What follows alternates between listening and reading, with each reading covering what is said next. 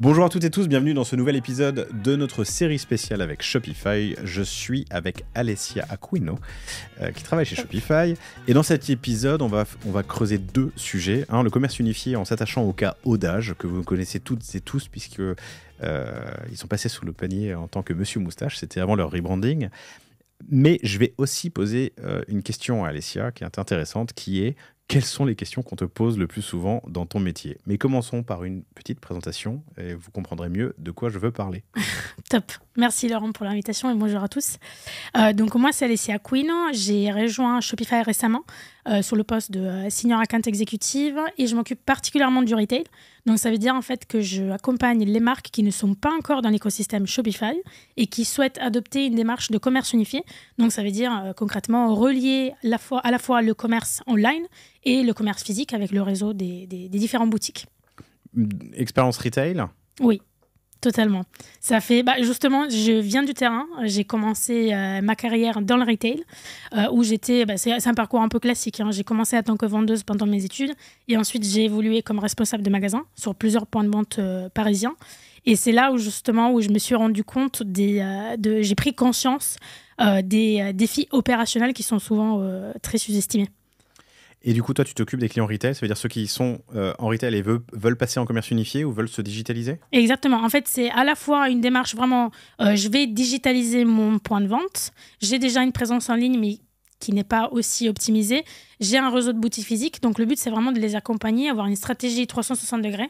Donc, digitaliser les deux. Avoir à la fois l'online, qui soit bien optimisé justement pour aller capter les différents clients un peu partout. Et ensuite, les boutiques physiques pour améliorer l'expérience client. Parce que l'expérience client existe déjà, mais il y a plein de petites choses qu'on peut mettre en place. Formidable. Dans cet épisode, je voudrais creuser le cas Audage. Audage, Oui. vous connaissez toutes et tous, comme je l'ai dit en intro. C'est Guillaume Alcan, qu'on salue, que j'avais reçu, que je croise régulièrement aux événements e-commerce et qui était l'un des 3 cofondateurs de Monsieur Moustache, qui s'est rebrandé récemment en Audage. Dans les grandes lignes, je crois que c'est une quinzaine de boutiques, plus ou moins, et une belle partie du chiffre sur le retail, une autre partie sur le site. C'est exactement ça. Ils ont à peu près entre 15 et 16 points de vente. Et justement, leur challenge initial, il y en avait principalement 2. À la fois un problème de performance, donc relié plutôt à la partie web, avec un système, enfin une plateforme précédente en tout cas, qui n'était pas, subissait des ralentissements et n'était pas forcément performante, surtout sur les périodes de pic. Et aussi un challenge par rapport à l'unification de leurs données. Donc ça veut dire que la marque Audage avait besoin de unifier leur base de données clients entre le commerce physique et le commerce en ligne, donc pour offrir aussi une expérience client qui soit cohérente. Quelle était la situation avant? Donc ils avaient deux environnements, un pour le physique, un pour le digital? Exactement, tout à fait. Et en fait, ce qu'ils ont mis en place, c'est là où justement Shopify apporte une vraie valeur ajoutée. C'était le fait de pouvoir unifier ces 2 canaux. Typiquement, à l'occurrence, sur la partie web, ils sont passés sur Shopify, en l'occurrence Shopify Plus. En tout cas, ce qui leur a permis de mettre en place toute leur stack pour pouvoir scaler sur la partie online. Et ensuite, ils se sont équipés également sur la partie réseau de boutiques avec Shopify POS, ce qui leur a permis en fait de unifier la donnée et d'apporter différentes améliorations. Typiquement, ça leur a permis aussi d'éliminer toutes les problématiques liées à la performance dû à l'unification de la donnée. Donc, ils n'avaient pas forcément la visibilité sur les stocks. Grâce à Shopify POS, ils ont eu un stock unifié, donc un seul cerveau qui permet de piloter toute l'activité, de savoir exactement qu'est-ce qui se passe quand un client achète en magasin et quand un client achète en boutique, et aussi de fluidifier vraiment l'avis des équipes, je dirais, soit à la fois l'équipe de vente, la force de vente, mais également l'équipe siège qui, justement, ont une visibilité globale sur tout ce qui se passe, peu importe le canal de vente. Merci, très intéressant. Donc avant, ils avaient des environnements qui essayaient de communiquer entre eux. Exactement. Sans vision globale. C'est ça. Et ils ont décidé de passer à POS. Raconte-moi cette migration. Ils ont fait boutique par boutique, toutes les boutiques d'un coup. Comment ça s'est passé? C'était step by step. Vraiment, d'abord, il y a eu la migration sur la partie online et ensuite l'implémentation de Shopify sur les boutiques physiques. Et aussi, c'est ce qui fait du sens aussi. D'abord, justement, on passe sur la partie qui est la plus urgentes, à l'occurrence justement la stabilité de la plateforme online. Et après, justement, on va déjà identifier quel type d'expérience on veut offrir en magasin. Et puis petit à petit, justement, on intègre Shopify POS dans tous les points de vente pour avoir aussi un seul fichier client qui permet à toute la force de vente d'avoir la visibilité quand tel ou tel client vient en magasin. Je vois son historique d'achat. Je peux proposer à le client, si le produit n'est pas disponible, en fait, il peut le commander en ligne. Si le produit il est disponible en magasin, il peut le prendre en magasin. Et s'il souhaite, il peut également se faire livrer chez lui. Donc vraiment proposer une expérience d'achat la plus fluide et simple possible. Je pense à 2 enjeux auxquels tu dois faire face, j'imagine, quand tu fais cette migration. C'est 1, la formation des vendeurs et vendeuses. Oui. Et des patrons de magasins. Oui. Et 2, le stock physique. Parce que tu peux faire une migration online des outils, mais en vrai, offline, il faut bien s'assurer que les choses sont aux bons endroits. Oui. C'est surtout, alors déjà, côté vendeur, en fait, ce qui est hyper important, c'est de réconcilier les vendeurs avec les ventes online et physiques. Parce qu'en fait, souvent, et là, je parle par expérience, les ventes que j'avais, qu'un client venait, le click and collect typiquement, quand j'avais un client qui venait en magasin, en fait, je lui remettais entre les mains son colis, mais finalement, en fait, la vente ne comptait pas. Mais tu n'avais pas ta commission. J'avais pas ma commission. Ouais. Alors que là, justement, le fait, c'est de réconcilier ces ventes-là et faire en sorte que les vendeurs en magasin puissent s'appuyer justement sur la partie e-commerce, faire levier, justement pour aller chercher de la transformation, pour aller chercher une vente supplémentaire. Donc là, c'est hyper intéressant parce que ça te permet, toi en tant que vendeur, il suffit d'avoir ta tablette, tu regardes, tu retrouves le client dans la tablette et ensuite, tu vois exactement ce qu'il a acheté et tu peux faire la recommandation par la suite. Et aussi, concrètement, ça te permet en fait, tout simplement de relier les deux et faire en sorte que l'un ne soit pas pénalisé par rapport à l'autre. Il y a des bonnes pratiques là-dessus que tu recommandes? Parce qu'on peut faire plein de choses. On peut, j'imagine, donner une partie du CA à la boutique, là où la commande va être cherchée. On peut, j'imagine, incentiver aussi l'upsell ou le cross-sell avec des commissions plus importantes. Est-ce que toi, qu'est-ce qu'on peut faire et qu'est-ce que tu recommandes? En fait, tout dépend de la stratégie de la marque. Ça dépend qu'est-ce qu'ils souhaitent mettre en place. Le but, encore une fois, c'est de faire en sorte qu'il n'y a pas de friction entre les deux canaux. Et également pour la force de vente. Parce que la force de vente, finalement, sur le e-commerce, c'est des ventes en ligne. Donc, ils n'ont pas forcément à faire, ils n'ont pas un contact humain avec la personne comme ils ont en magasin. Alors qu'en magasin, justement, il y a, au-delà de l'expérience client, il y a aussi justement et je pense qu'on a la tendance à l'oublier, le canal physique, c'est un des canaux les plus importants. Parce que c'est là, justement, où on crée des expériences. C'est là où le client peut tester, voir, toucher, essayer le produit.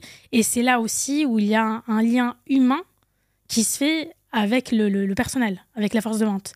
Et donc, c'est hyper important en fait, de relier les deux en fonction de la stratégie, bien évidemment, et pouvoir proposer quelque chose de vraiment personnalisé et de A à Z. Là, on était sur l'humain. Je t'ai demandé aussi l'inventaire quand on fait une migration. Donc, j'ai en gros les étapes que tu m'as dites. J'ai 1000 digital online. Je me penche maintenant sur les boutiques. Je le fais step by step. Oui. Mais il y a un moment où il faut bien basculer les stocks. Alors, je peux le faire en bascule digitale, l'import d'un stock dans l'autre. Mais il y a aussi, peut-être, c'est le moment de faire un inventaire physique. En fait, ça dépend, encore une fois, ça dépend de la stratégie de la marque, en fonction aussi de comment ils ont conçu leur stock. S'il y a une arborescence spécifique, en tout cas s'il y a des exigences particulières par rapport à justement à la fois à leur business et à leur typologie de produits. Mais certes, l'idée c'est vraiment de faire la bascule de la manière la plus fluide possible, la prévoir en amont pour faire en sorte qu'en fait finalement ce que moi je veux mettre en place en tant que commerçant, ça se reflète à la fois sur mes stocks online et offline. Donc oui, c'est vraiment là aussi, c'est un peu comme les boutiques aussi, c'est step by step. On fait les choses dans l'ordre et on fait en sorte que justement, en fonction de ce que je veux mettre en place, j'ai aussi le bon accompagnement derrière. Shopify est là pour ça et il y a aussi des solutions qui permettent justement de fluidifier cette passation, que ce soit la migration du catalogue produit, la base client, etc. Formidable. À ton poste, j'imagine qu'on te pose pas mal de questions pour les marques qui se posent la question d'avancer ou non, ou comment avancer plutôt vers Shopify Plus ou Shopify POS. Quelles sont les questions qui reviennent le plus souvent? Là, j'en ai en tête 2 spécifiquement. La première, justement, c'est les stocks. Comment je vais gérer mon stock par rapport à ce que j'ai aujourd'hui et à ce que Shopify peut proposer. Et là, en fait, c'est tout le travail qui est fait en amont pour identifier quels sont leurs besoins. bien comprendre comment ils fonctionnent aujourd'hui, quelle est la taille de leur stock, quelle est la proportion par rapport à leurs produits, leurs références, etc. Et après, la deuxième question qui revient aussi parce que c'est quelque chose qui est relié au commerce unifié, j'ai des questions autour du paiement. C'est-à-dire que je me rappelle, moi, en tant que responsable à l'époque, mon point de vente, j'avais mon logiciel de caisse, mais je n'avais pas forcément un TPE qui était relié à ma caisse. Donc, il faisait que si jamais, à la fin de la journée, j'avais des erreurs de caisse... Oh, la réconciliation et l'arbitrage Terrible. En fin de journée, quand tu as eu 300 transactions entre 15 et 50 euros. Exactement. Donc, tu vois, sur des journées plus calmes, encore ça passe, mais j'étais pas sereine. Sur des grosses journées comme le vendredi, comme le samedi, ou même dans des pics, vraiment pendant les soldes ou autres, si jamais j'avais des erreurs de caisse, et ça arrivait régulièrement, en fait, à la fin de la journée, à la clôture de caisse, j'avais toute la procédure à suivre. Et si jamais il y avait des erreurs, parce qu'il peut y avoir des erreurs de double saisie, et ces erreurs-là, en fait, tu les découvres à la fin de la journée. Et du coup, à la fin de la journée, en fait, qu'est-ce que je faisais ? J'étais là, je prenais tous mes tickets de carte bleue, je comptais tous les espaces qu'il y avait dans la caisse. Et ça, c'est chronophage, c'est frustrant et ça prend énormément de temps. Alors qu'aujourd'hui, justement, comment on règle ce problème-là ? En fait, la question ne se pose même plus parce que le TPE est directement relié à Shopify. Donc, tout est relié, ce qui fait que tu n'as pas d'erreur de double saisie. Et aussi, le paiement, déjà, tu offres aussi un confort supplémentaire en termes de paiement parce que tu as le TPE, mais tu as également le TPE mobile. Comme on parlait tout à l'heure, on disait du tap to pay. Le but, c'est vraiment d'être en mobilité globale dans la boutique, d'être là où les clients. Et en fait, ce problème-là, tu le résous comme ça. Le fait d'avoir un TPE qui est directement relié et aussi pour les rapports, pour les envoyer à comptable, c'est un gain de temps qui n'est pas négligeable. Je veux bien le croire. On te pose aussi la question des extensions, des add-ons, de tout ce qu'on peut mettre dans l'écosystème. Oui, souvent. Peu importe vraiment la typologie de business, c'est une question qui revient souvent. D'autant plus qu'en fait, Shopify, il a un écosystème. La force de Shopify, c'est aussi l'écosystème, les différentes applications. Et il y en a plein d'applications. Donc, le but, c'est vraiment d'aller identifier quelle est l'application dont le commerçant a besoin pour suivre son activité, pour faire en sorte qu'en fait, tout soit relié. Ça peut être la gestion de la partie marketing, ça peut être la gestion des stocks, les inventaires, ça peut être le RP.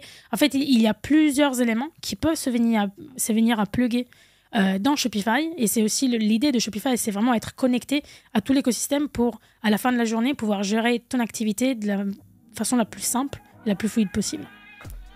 Alessia, merci beaucoup. Merci à toi, Laurent.